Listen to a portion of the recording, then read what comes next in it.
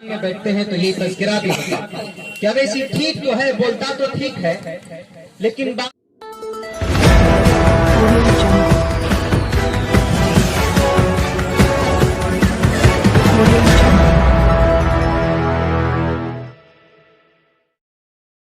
कर रहा। आप लोग चाचा वहां पे बैठे हैं, यहाँ आ जाइए, यहाँ आ जाइए, आइए इस पे आ जाइए। ये अदब के खिलाफ है, वहां बैठे अच्छा नहीं लगता, यहाँ आ जाइए। जो लोग हैं मोटरसाइकिल में बैठे हुए वो लोग आगे आ जाइए। आप लोग मोटरसाइकिल साइकिल लेके थोड़ा आगे आ जाइए। बाबू जवानों इधर आ जाओ ना, आप लोग इधर आ जाओ, कोई मार के ना भागेगा। यहाँ आ जाओ, बैठ के इत्मीनान से 10-15 मिनट की बात होगी, सुन के उसके बाद चले जाइए। बैठिए, सलीके से बैठकर सुनेंगे तो थोड़ा अच्छा लगेगा। बात अगर समझ में आए, अच्छी लगे तो उस पर अमल करना है, नहीं तो आप अपने मालिक हैं, आप आजाद हैं। किसी को कोई जेल नहीं पहुंचा रहा है, किसी को कोई डराएगा धमकाएगा नहीं। बैठिए इत्मीनान से बैठते हैं तो ये तज़किरा भी होता क्या वैसी ठीक तो है, बोलता तो ठीक है, लेकिन बात वही है क्या वैसी की ना तो सरकार बनेगी और अवैसी को कुछ लोग वोट दे देगा, कुछ उधर चला जाएगा, कांग्रेस बीजेपी निकल जाएगा। एक बात मैं समझाता हूं आपको, अगर हमें बीजेपी को ही हराना है, बीजेपी को हराना है, अगर आरजेडी या जदयू तो बीजेपी के साथ है, अगर आरजेडी को या कांग्रेस को जिताएंगे तो बीजेपी हार जाएगा। तो हम आरजेडी और कांग्रेस को जिताकर क्यों बीजेपी को हराएंगे? मवेशी साहब को जिता करके बीजेपी को हराएंगे। अगर अवैसी साहब जीतेगा तो बीजेपी तब भी हारेगा कि नहीं हारेगा? तो हम उनको क्यों नहीं चुने?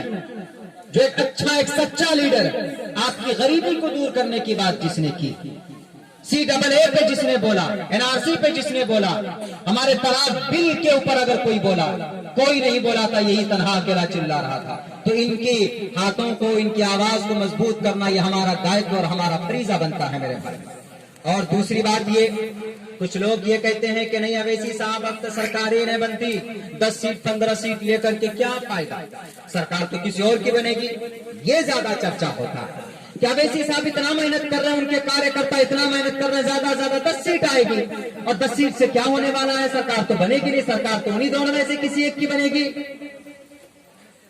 मेरे दोस्तों और मेरे चचा और मेरे भाइयों, राजनीति के अंदर 10 सीट या 15 सीट का बहुत माना होता। कैसे माना होता मैं समझाता हूं, क्योंकि उधर भी जाना है। एक मुख्तसर सी मिसाल देता हूं। भोपाल के अंदर, मध्य प्रदेश के अंदर मायावती की 1 सीट थी, मैंने पहले भी कही है, और कांग्रेस को सरकार बनाने के लिए 1 सीट की जरूरत थी, 1 सीट की जरूरत थी। कांग्रेस ने कहा मायावती से कि मायावती जी आपके पास जो एक MLA है ना, हमको दे दीजिए। मायावती ने कहा दे देंगे, कोई दिक्कत नहीं, आपकी सरकार बन जाएगी, लेकिन हमारी एक शर्त पूरी करनी होगी। वो शर्त ये है, चाचा के दरवाजे पर, उसके बाद आज ये तीसरी हाजिरी हुई। अभी आप लोगों से दीनी गुफ्तगू नहीं करेंगे और ना ही सियासी एतबार से आपसे ना वोट मांगे, बल्कि एक जो पार्टी आई है हमारे बिहार में, क्या हम लोगों को उस पार्टी को मानना चाहिए, फॉलो करना चाहिए? उस पार्टी को जिताने के लिए क्या हमें मेहनत करनी चाहिए? इसके बारे में कुछ सवालात हमारे जहन में हैं, जो आपके जहन में भी है। उन सवाल का जवाब मैं देना चाहता हूं, उसके बाद फिर यहां से आगे का सफर है। देरी हो गई, 3 बजे आना था। बैरगाछी पुल में बहुत ज्यादा जाम की वजह से उधर पलासी होते हुए, रामपुर होते हुए आना पड़ा। एक नई पार्टी, 5 साल पुरानी पार्टी बिहार के लिए है, बैरिस्टर असदुद्दीन अवैसी साहब की पार्टी, AIMIM, ऑल इंडिया मजलिस इत्तेहादुल मुस्लिमीन।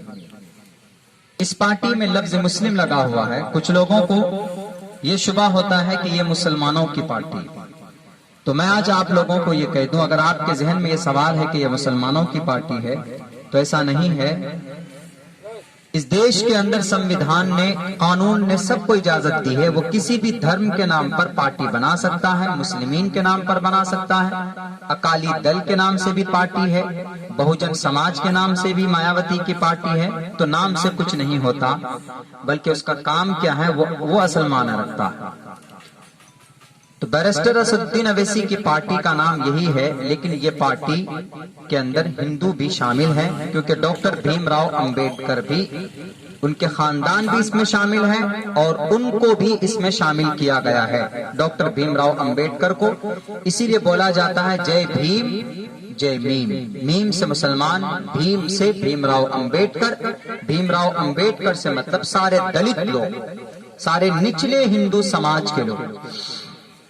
तो ये मुस्लिमीन से आप लोग गलत फहमी में नहीं पड़िएगा। दूसरी बात, अवैसी साहब पूरी दुनिया को छोड़कर हमारे सीमांचल में क्यों आए? और सीमांचल में, बल्कि बिहार तो पूरा गरीब है, लेकिन सीमांचल में ही उन्होंने अब से पहले भी कैंडिडेट दिया था और इस मर्तबा कह रहे हैं कि पूरे बिहार में लड़ेंगे इलेक्शन। तो और कहीं क्यों नहीं जाते? और भी बहुत सारा स्टेट है, गोवा है, कर्नाटका है, राजस्थान है, भोपाल है, छत्तीसगढ़ है, बंगाल है, लेकिन वो बिहार क्यों आए? वो इसलिए बिहार आए हैं, खुसूसन सीमांचल इसलिए आए। हमारा ये सीमांचल, चारों जिला को सीमांचल बोलते हैं, अररिया को, पूर्णिया को, किशनगंज को। वो सीमांचल इसलिए आए, पहले पूरे भारत के अंदर सारे इलाके में तरक्की है, कुछ ना कुछ, किसी न किसी शक्ल में आदमी रोजी रोटी कमा सकता, मगर पूरे हिंदुस्तान के अंदर अगर कोई एरिया गरीब है तो सबसे ज्यादा बैकवर्ड, सबसे ज्यादा गरीब इलाका भारत में कोई है तो वो हमारा सीमांचल। ये चारों जिला का नाम आता, अररिया का, पूर्णिया का, किशनगंज का, कटिहार का। क्यों आता है? इसलिए कि यहाँ पर एक भी फैक्ट्री नहीं, न सरकारी फैक्ट्री है, न तो प्राइवेट फैक्ट्री। इसलिए मजदूर लोग, माइग्रेंट लोग कहाँ जाते हैं मजदूरी करने? बाहर जाते हैं। तालीमी मैदान में आइए, सरकारी एतबार से बहुत सारे फंड हैं, बहुत सारे कॉलेजेस हैं। तो तालीमी मैदान में हमारे इन चारों एरिया को, चारों जिला को ठगा गया। स्कूल बढ़िया नहीं, कॉलेज बढ़िया नहीं, यूनिवर्सिटी नहीं, मेडिकल कॉलेज नहीं। एक भी पूरे चारों जिलों के अंदर आप नजर उठाकर देखिए, एक भी मेडिकल कॉलेज नहीं, एक भी इंजीनियरिंग कॉलेज नहीं, एक भी सरकारी कोई इंस्टीट्यूट नहीं। किशनगंज में एक मेडिकल है और एक कटिहार के अंदर है, तो वो भी प्राइवेट है इन चारों जिलों में। और दूसरी बात, दूसरी जगह आप चले जाइए, पूरे अररिया जिला के अंदर देख लीजिए, हमारा आबादी है 28 लाख अररिया जिला में। यहाँ पर कॉलेज की तादाद है सिर्फ 9 कॉलेज है पूरे अररिया जिला। लेकिन आप यही आबादी रोहतास जिला के अंदर है, वहां पर कॉलेज की तादाद है 38। फर्क है, आबादी बराबर है। वहां क्यों आपने 38 कॉलेज बनाया, यहाँ क्यों आपने 9 कॉलेज बनाया? आपको किसने रोका था बनाने से? क्यों ऐसा किया गया? क्योंकि यहाँ माइनॉरिटी के लोग रहते हैं, अल्पसंख्यक के लोग रहते हैं, यानी मुस्लिम रहते हैं, कमजोर तबके के लोग रहते हैं। दूसरी बात, हमारे पूरे अररिया के अंदर हाई स्कूल की तादाद कितना है? 44 है। आबादी कितनी है? 28-29 लाख। मगर यही आबादी बेगूसराय में देखिए, बेगूसराय में यही आबादी 28-29 लाख, लेकिन वहां पर हाई स्कूल की तादाद 88 है। बताइए, सौतेला रवैया अख्तियार किया गया कि नहीं किया?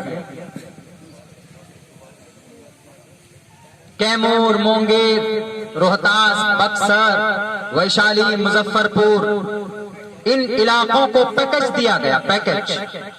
आपके इलाके को पैकेज नहीं दिया गया। हम लोग मकई बोते हैं, उसको काट कर बोरी में पैक करके हम लोग अच्छे भाव के लिए कहाँ लेके जाते हैं? गुलाब बाग लेके जाते हैं।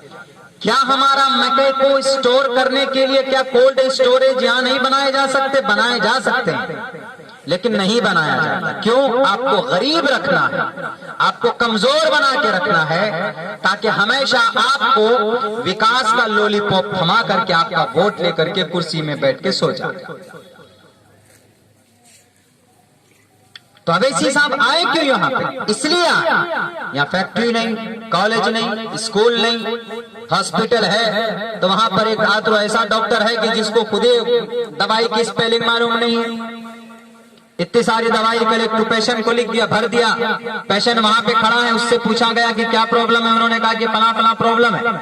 इतना सारा दवाई चेक कर लिख दिया, कहा कि जाओ बाहर से लाओ। उन्होंने कहा मैं गरीब हूं, अगर मेरे पास इतना पैसा होता तो मैं आपके पास क्यों आता, हॉस्पिटल में क्यों आता, सरकारी हॉस्पिटल में। उन्होंने कहा कि कोविड की वजह से यहाँ पर दवाई अवेलेबल नहीं है। कितनी बड़ी झूठ है बताइए मेरे भाइयों। हमारे पूरे जोकी विधानसभा से 1.5 lakh migrant labour, 1.5 lakh migrant labour बाहर खटते हैं। अगर पूरे जिला अररिया के अंदर ज्यादा नहीं 2 फैक्ट्री, अगर 2 नहीं बल्कि 4 फैक्ट्री अगर लगा दी जाए, लगाया जा सकता है। क्यों?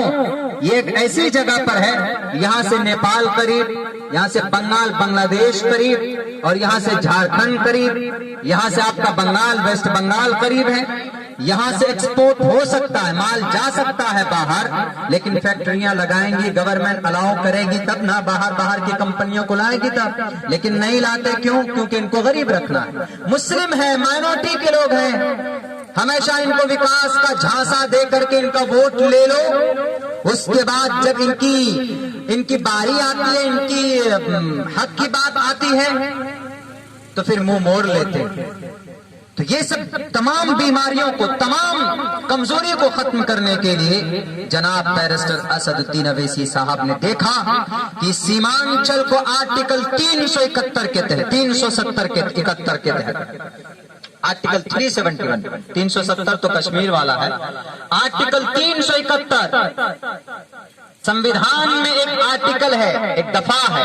उस दफा में लिखा गया है कि जो इलाका गरीब होगा उसको 31,000 करोड़ का पैकेज मिलना चाहिए। तो इस सीमांचल का नाम आता है उस पैकेज में, उस लिस्ट में, उस भागीदारी में। लेकिन आज तक गुंडे राजनेताओं ने, आज तक जो कि विधानसभा में बैठने वाले ईमान फरोश नेताओं ने कभी डिमांड नहीं किया कि हमें आर्टिकल 371 के तहत 30,000 करोड़ का पैकेज अगर ले आए तो यहाँ के गरीबों की, यहाँ के मजदूरों की, यहाँ के बेबस लाचार बेबस इंसानों की मदद हो जाएगी और ये अक्लमंद हो जाएंगे, पढ़े लिखे हो जाएंगे। फिर हम जैसे निकम्मों को, जाहिर अनपढ़ आदमी, शराबी आदमी को कुर्सी पे जगह नहीं मिलेगी, इसलिए छोड़ दो, वहीं पर बंद रखो।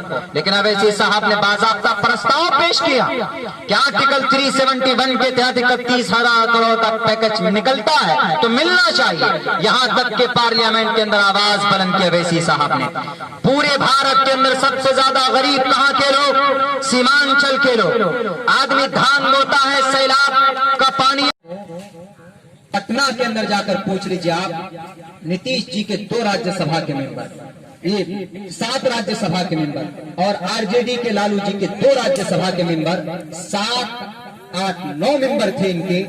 अगर ये चाहते ये 9 मेंबर तो उस बिल के अगेंस्ट में वोट डालते कि ये बिल पास नहीं होने देंगे, क्योंकि इन्होंने हमको हमेशा से वोट दिया है, भारत, ये हिंदुस्तान के और खुसूसन सीमांचल के मुसलमान हमको देते हैं प्यार। लेकिन नहीं, वहां समर्थन कर दिया। क्या कहा? अच्छा है, पास करो, भगाओ उन लोगों को। वहां पास कर दिया राज्यसभा में, और बाहर आकर बोलते हैं कि हम एनआरसी सीडब्ल्यू नहीं होने देंगे। अगर एनआरसी सीडब्ल्यू नहीं होने देते तो राज्यसभा में बिल का विरोध करते, वहां तो वोट कर दिया, पास करवा दिया।